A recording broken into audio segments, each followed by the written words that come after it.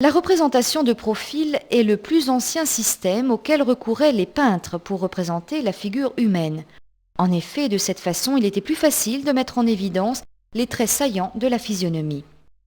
Comme sur une médaille ou une pièce de monnaie, le profil du roi se détache sur le fond doré sans aucun point de repère dans l'espace ou la profondeur. Cependant, la consistance de la figure est traduite par le rendu naturaliste des détails et par le clair-obscur qui nuance le teint. Les ombres estompées qui délimitent le contour du corps donnent du volume à la figure. L'attention réservée à la représentation du visage est évidente dans la coupe adoptée par l'artiste qui représente uniquement les épaules du souverain. Du reste, la tête occupe une bonne partie du tableau.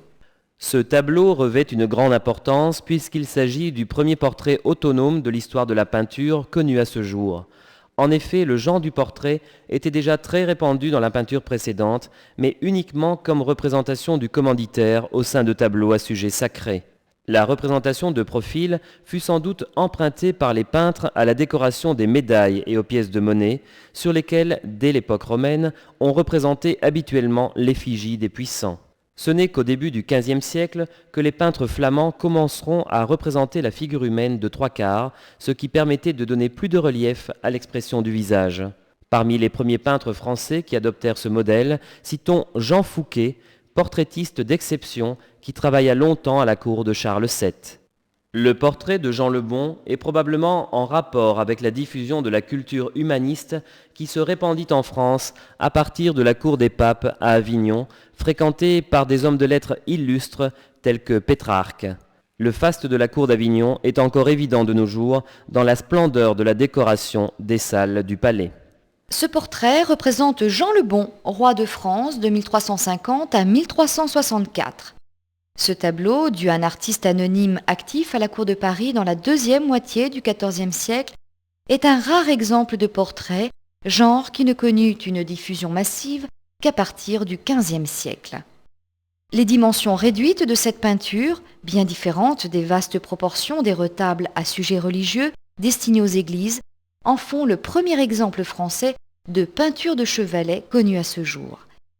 La caractérisation physionomique du roi dénote l'excellent niveau atteint par les peintres de l'école de Paris, promoteurs d'un naturalisme marqué, annonçant ce que sera la peinture gothique tardive et atteignant son sommet dans les intenses portraits de Jean Fouquet. Jean II est représenté de profil, pose qui permettait de mieux représenter les traits marquants du visage. Comme une image sacrée, le portrait du roi se détache sur le fond couvert d'une feuille d'or, gravée sur son pourtour.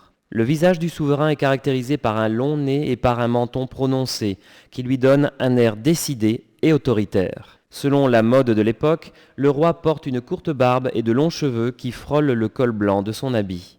Les vêtements du roi sont sobres, sans ornement, de façon à mettre avant tout l'accent sur ses qualités morales et physiques.